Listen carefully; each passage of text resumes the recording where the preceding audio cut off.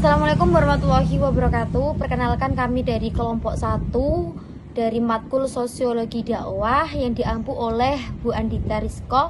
Di sini kami ingin mempresentasikan tentang konsepsi dan posisi sosiologi dakwah, kemudian tujuan sosiologi dakwah, kemudian masyarakat dalam perspektif dakwah itu bagaimana, dan yang terakhir hubungan dakwah dan masyarakat.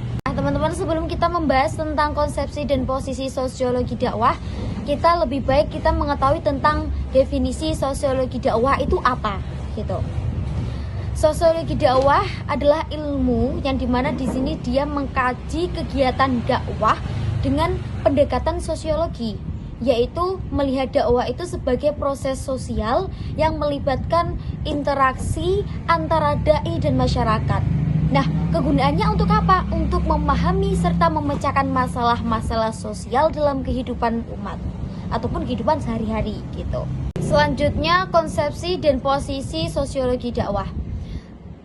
Konsepsi sosiologi dakwah itu, dakwah di sini itu tidak hanya sebagai kegiatan agama, tetapi juga sebagai proses sosial yang melibatkan individu, kelompok, budaya maupun struktur dalam masyarakat.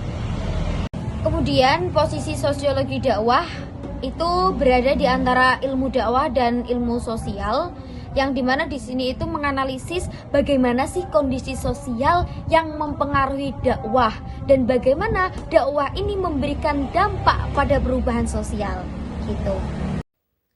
Selanjutnya yaitu tujuan sosiologi dakwah. Yang pertama, menganalisis proses sosialisasi keberagaman dalam keluarga dan masyarakat. Yang kedua, mengkaji perkembangan dan kemajuan sosial keagamaan. Yang ketiga, menilai partisipasi masyarakat dalam kegiatan dakwah. Yang keempat, membantu menentukan tujuan dakwah yang sesuai dengan kondisi masyarakat. Dan yang kelima, membekali dai dengan pemahaman sosiologis agar dakwah berjalan efektif dan tepat sasaran. Hubungan dakwah dalam masyarakat ada 3 teori. Yang pertama yaitu teori struktural fungsionalisme, yang kedua yaitu teori interaksionalisme simbolik, dan yang ketiga yaitu teori pertukaran. Teori struktural fungsionalisme adalah teori sosiologi yang memandang masyarakat sebagai sistem yang tersusun dari bagian-bagian yang saling berfungsi menjaga keseimbangan sosial. Tokoh utamanya adalah Emil Durkheim yang menjelaskan bahwa faktor sosial dan peranata sosial bersifat umum, memaksa, dan mempengaruhi individu. Asumsi utama dalam teori ini yaitu perilaku sosial muncul karena memiliki fungsi untuk memenuhi kebutuhan masyarakat. Perubahan sosial dapat mengganggu keseimbangan, tetapi akan terbentuk keseimbangan baru. Selain itu, nilai atau peristiwa bisa bersifat fungsional atau disfungsional tergantung waktu dan tempat. Teori yang kedua yaitu teori interaksionisme simbolik. Teori ini menjelaskan bahwa manusia merupakan pencipta aktif realitas sosialnya. Masyarakat terbentuk melalui tindakan dan interaksi sosial antar individu. Teori ini berkembang dalam paradigma definisi sosial dan banyak dipengaruhi oleh pemikiran Max Weber. Dalam perspektif ini, manusia bertindak berdasarkan makna yang dimiliki terhadap sesuatu, dan makna tersebut muncul dari interaksi sosial, lalu ditafsirkan serta dapat berubah menjadi proses interpretasi.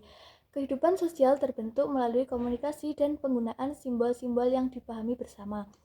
Dalam konteks dakwah, pesan yang disampaikan dapat membentuk makna, sikap, dan tindakan masyarakat terhadap berbagai fenomena sosial. Yang selanjutnya yaitu teori pertukaran. Teori pertukaran merupakan teori sosiologi dalam paradigma perilaku sosial yang memandang bahwa manusia dalam interaksi sosial selalu mempertimbangkan keuntungan dan kerugian. Walaupun tidak selalu bertindak secara rasional sepenuhnya, manusia cenderung menggunakan informasi yang dimiliki, meskipun terbatas, untuk memilih alternatif yang dianggap paling menguntungkan. Dalam kondisi keterbatasan sumber daya, manusia tetap berkompetisi untuk memperoleh keuntungan dari hubungan sosialnya.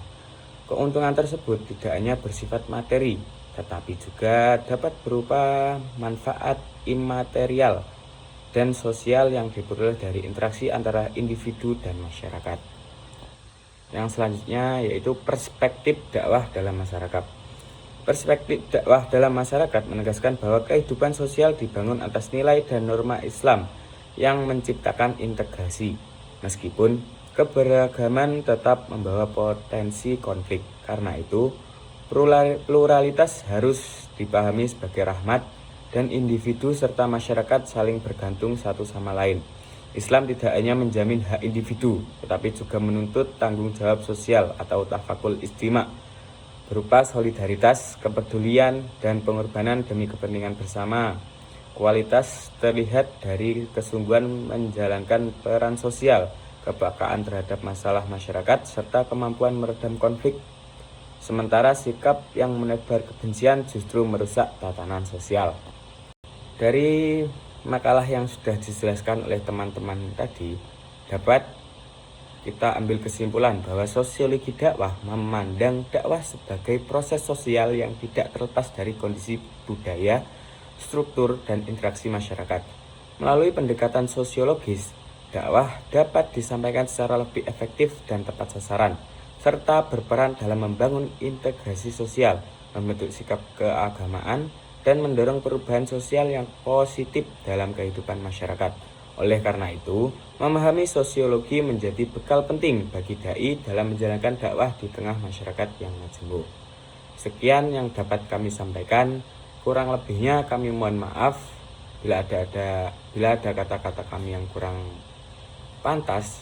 Kami mohon maaf. Wassalamualaikum warahmatullahi wabarakatuh.